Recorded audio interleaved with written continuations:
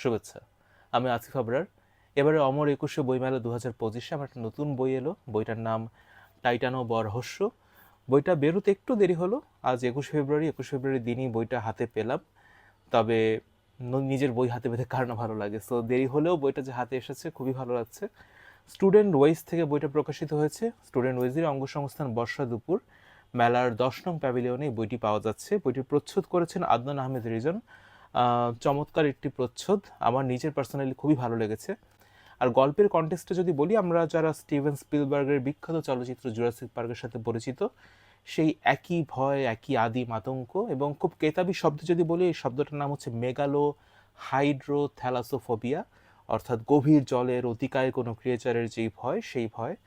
So সেনোজোইক পিরিয়ডে, অর্থাৎ আজ থেকে প্রায় 60 মিলিয়ন বছর আগে, পৃথিবীর এক আদিম আতঙ্ক, এক এপেক্স প্রিডেটর ছিল এই টাইটানোবোয়া, এক মহাসর্প, যার এতটাই শক্তি ছিল এবং এতই দীর্ঘ আকৃতি, বিশাল আকৃতির এটি ছিল, যেটি চাইলে জুরাসিক পিরিয়ডের যে ভয়ঙ্কর টাইরানোসরাস রেক্স বা অন্যান্য যেসব বড় বড় ডাইনোসর, চাইলে এদেরকেও এটি পেঁচিয়ে মেরে ফেলার সক্ষমতা রাখত।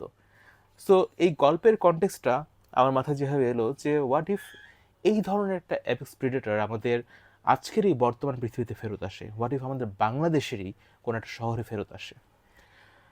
সো বইটা আশা করছি সবাই সংগ্রহ করবেন, পড়বেন এবং পরে জানাবেন আসলে বইটা কেমন লাগলো। ইচ্ছা আছে এই জনরাতে ভবিষ্যতে আরও কাজ করার।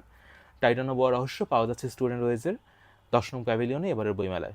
সবাইকে ধন্যবাদ।